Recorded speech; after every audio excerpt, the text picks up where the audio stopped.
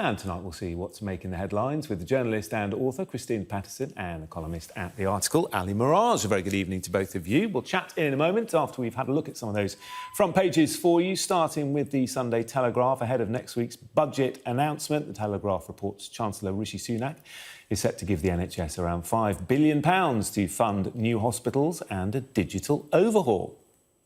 The Sunday Express also leads on the anticipated budget, claiming Mr Sunak will focus on border security and what the Chancellor has labelled a skills revolution. The Observer says ministers are actively considering introducing Plan B COVID restrictions in response to a vortex of pressures facing the NHS. On the front of the Sunday Times is an in-depth investigation into a British soldier's conduct in Kenya, where a sex worker was killed in 2012. The Sunday People reveals that in the last year, 51 MPs called the police over violence and threats towards themselves, their staff or their families. While the Sunday Mirror reports that with just days to go ahead of the COP26 climate summit, the Prime Minister flew 1,200 miles on a private jet in just 2 weeks. And the Star goes with the headline, "Dry your pies, mate," amidst claims mince pies could be the latest product to fall victim to supply chain issues. And I'm joined tonight by Christina Patterson and Ali Miraj. So, a couple of things to talk about. We'll talk about the budget and then we'll talk about COVID. Christina, why don't you start things off for us? Front of the Sunday Express, lots of talk in the papers about what we can expect in the budget on Wednesday. The Express saying that it's going to be a Greater Britain, border security and a skills revolution at the heart of the plan. Yes, well, good old Express. It always manages to find something sort of patriotic and hopeful to say about every single headline. Yes, as a skills revolution, I think everything is always called a revolution, isn't it, when a budget is announced? And border security also sounds very let's please the red wall-ish, though Priti Patel doesn't seem to be doing a terribly good job on that front. It was very interesting this week that, in fact, it was actually upsetting when Sajid Javid said that the number of deaths, which had been, between 150 and 200 a day this week, were mercifully low. But, you get 20 people coming over on a boat from France, and that is, a horrifying number, and something must be done.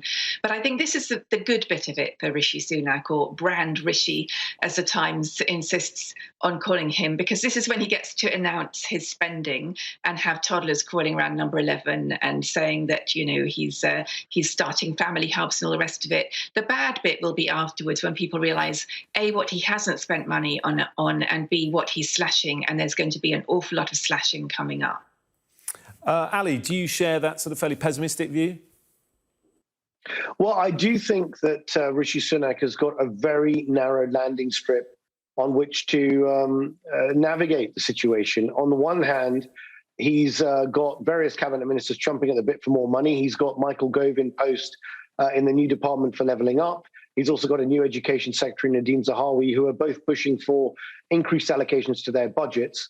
And he's also very well aware of the fact that he's got $400 billion of borrowing that's been spent on the COVID pandemic, $2 trillion of public debt, and the spectre of rising inflation. Inflation already above 3%, predicted to go above 5% in Q1 next year. And now murmurings coming out of the Bank of England that interest rate rises could be on the horizon as early as November.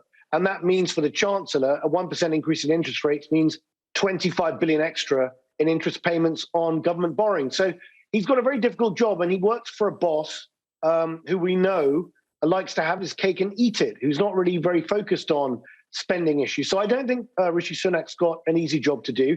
I think it's fraught with political difficulties for him personally. And we know that he's an ambitious guy. He's also a very smart and clever guy who would like to probably end up in number 10 himself. So it's not an easy situation for him to manage. And I think that we'll have to wait and see what he does. But it's not just a budget. It's also a 3-year spending review. And I think everyone's going to be watching that very, very closely. Yeah, I see in the last few moments, we've just seen Inside the Sun, Rishi Sunak has written an article there saying this week's budget and spending review will set out a plan to deliver the people's priorities, support business, help our recovery, ease pressures on the cost of living, but also to strengthen the public finances so we can have a stronger economy for the British people. The angle the Sunday Telegraph is going with, Christina, is that the Chancellor is to spend billions to digitise the NHS, many NHS trusts still using files and paper, according to the Telegraph. And actually, one thing, one of the many things, I guess, that was a success in the rollout of the vaccine initially was that we managed to get things digitised and up and running very quickly, didn't we? Yes, that was a huge NHS success, and it was, slightly annoying that the government kept claiming credit for it because it was the NHS who did that and who did, as the phrase goes, rather irritatingly goes, roll it out very successfully. I must say, I think most of us have seen big improvements on this front in recent years. I remember the first time I got cancer, they lost everything. They lost, all the results disappeared. I went off to have an operation, and the surgeon opened an envelope which was meant to be a mammogram and turned out to be an X-ray of an ankle. So I do think that things have improved since then. And now that we get texted by our GP surgery and we get, called for a flu jab and things like that, there certainly is progress. But it was alarming to read in this Telegraph piece that something like 1 in 10 trusts are still paper-based, which seems pretty extraordinary in 2021. So this sounds like a good idea. But in terms of the overall NHS budget, it's going to be a kind of drop in the ocean.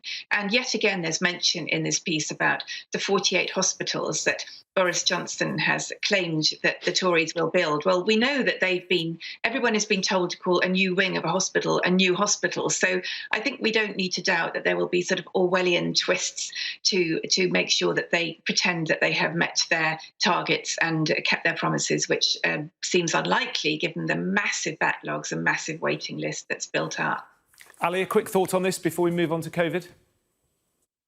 Well, look, I actually think that the Tories are outflanking Labour on the NHS now. I mean, what are you going to do if you're on the left? I mean, the Tories are splashing money at the NHS.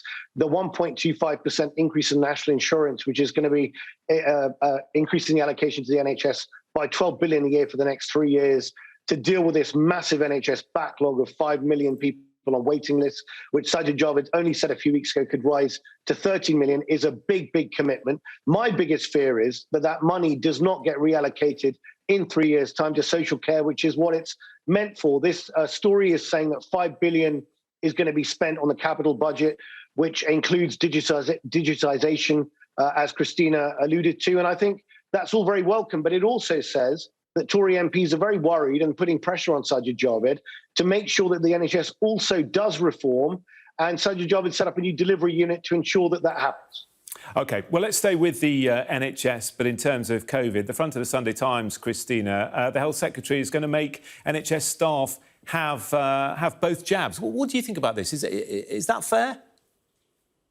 I think it is the right decision. In many countries in Europe and around the world, vaccinations have been made mandatory for all healthcare staff. This has already happened in the social care sector, albeit very recently, and albeit too late for quite a lot of residents. The problem, of course, is that there do remain some people who've been so effectively brainwashed by Facebook propaganda and, social media and so on, that they still believe sincerely that vaccines are unsafe and are still refusing to be vaccinated. And the NHS has much better work protection rights for its employees. So it's not going to be able to fire the people who refuse to have vaccinations. It will probably have to move them to so-called backroom roles. And that will create, significant problems on the wards in terms of staffing and so on. But certainly people who have not been vaccinated should not be working with patients who are vulnerable. So I do think it's the right decision. Does it surprise you, Ali, that there are still a significant number of people working in the NHS who are refusing to get jabbed? It does surprise me, and I do think it's very unfortunate. The problem is there's a structural issue with labour shortages, not only in the NHS, but also in the social care sector. There's a shortage of about 30,000 nurses in the NHS. So this policy is going to increase pressure on that very issue in terms of supply of staff. However, I do believe that it is the right thing to do. I do think it's the entry price, if you like, for being in a frontline profession where you're working with people who in many cases are very vulnerable. So I think, unfortunately, for those people who are still resisting, it is a price that needs to be paid. And I think the quicker we can all get on and do this, the better. But I do understand that it is going to cause some supply shortages and headaches for the government in imposing it. OK, and finally, the front of the Observer staying with COVID. I wonder, Christina, if this is slightly written up. The headline, Ministers pave way to bring in tough Plan B COVID rules, is the headline. The story actually is that the UK Health Security Agency spoke to local authorities last week to get their level of support for the immediate rollout of the winter plan, Plan B. So it's sort of gauging opinion, really, more than anything else. Yes, I'm not sure why they needed to gauge their opinion, because pretty much every healthcare practitioner in the country is screaming at the government to bring back just some basic controls in the first instance, which would inconvenience people at all. It is no inconvenience to put a mask on when you get on a tube or a train, but people don't do it. When I get on the tube, I'd say maybe 10 to 20% of people are wearing masks. It's idiotic. If you go to Europe, everybody is, and levels of infections are much, much lower. There's plenty we can do to protect each other and yeah, but Christina, Wales has the highest number of cases, but also has the strictest measures when it comes to mask wearing, doesn't it? Yeah, in Wales, I mean, there are obviously lots of other factors, and deprivation is generally one of them. And also, once it's rife in a community, obviously it spreads more and the number of infections goes up. So masks won't do it on its own, but it's a simple thing we can all do. Other things that would help, which Europe are generally doing, France, Germany, Austria, Italy, are vaccine passports or test passports. Doesn't have to be a vaccine, but, you know, we all use an Oyster card when we get on the tube. Why we can't just flash our phone and show that we are either doubly vaccinated or clear of COVID to go into something, I don't know. But if not, it will have to be working from home, which apparently is going to have the biggest impact. Yeah, and Ali, where do you stand on Plan B? Is it inevitable that more restrictions are going to come in, do you think? Well, hopefully not. And I think that the government is seeing that the way to avoid Plan B is to ramp up the booster shot regime. And that's why there's a lot of pressure. Jeremy Hunt came up with this proposal to reduce the time lapse between your second and third booster jab from 6 months to 5 months, which is something that Boris Johnson seems to be also in favour of. So I think that's really the focus. And this is also being reported that now under 50s are going to be allowed to have their booster jab after Christmas. So I think the government's very much seeing that as the route out of this. But look, it's keeping all options on the table. We just don't know how it's going to evolve. You can see certain councils, Liverpool Council has already broken ranks, encouraging people to work from home. But the government has got to look at this in the round. It's also got to keep in mind the effects on the economy here as well. OK, we've got to head to a break. Stay where you are. Coming up, we'll discuss a story that's on the front of the Sunday Telegraph. Family to accompany the Queen to all events is their headline. We'll talk about that and more in a couple of minutes.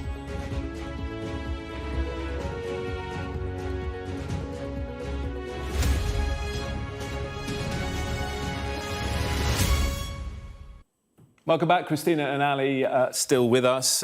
Christina, I'm going to let you start with this because I know you'll be spitting feathers over the front of the Mirror. So I'm just going to let you go. 21 tonnes of hot air. What implication are you making there, Jonathan, about hot air? Certainly, our Prime Minister is very good at hot air. He's produced huge quantities of it over the years. I'm surprised it hasn't led to global warming in itself, and that's just from his mouth. Yes, he's been jetting all over the place in a private jet over the last couple of weeks, which is not really the message that he should be sending in the run-up to COP20. Gosh, I've forgotten what it's called. 26. COP what? COP26. COP26. 26, and then I had the 21 tons of carbon dioxide he's emitted from his private jet in my head. I must say, I don't know, I sort of feel like this awful sense of looming embarrassment with COP26. I really hope it will be a success, obviously, because I don't want the world to come to an end and I don't want global warming to kill off the planet. And I am still British, even though I'm dying of embarrassment about it at the moment, and I don't want it to be a complete failure. But whenever you hear our Prime Minister talking about how marvellous everything's going to be and we're going to have this green revolution, and then you get the kind of budget figures coming through showing that about 3 people are going to get some subsidy to change their boiler, and that leaves sort of 66 million who won't. And you realise that Glasgow is kind of awash with rats and rubbish and all kinds of things, and that President Xi Jinping is not coming and Putin is not coming.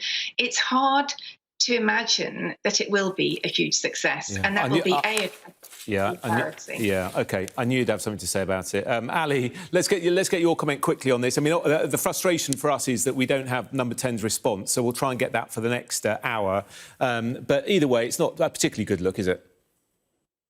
Look, I think the optics are unfortunate, but I do actually think that the government is very serious, particularly Boris Johnson himself is very serious about climate change. I mean, you've had 3 different documents coming out of the government in the last few weeks on climate change. You had the net zero plan last week. You had the net recovery plan from the Chancellor. You had the heat and building strategy. So there's a lot going on. But I do think that there's a serious concern and a bit of a division between certain members of the cabinet. It looks like Alok Sharma is getting a little bit upset that Boris has been over-egging the pudding about how important this is going to be and really ramping up the rhetoric on the COP26 meeting.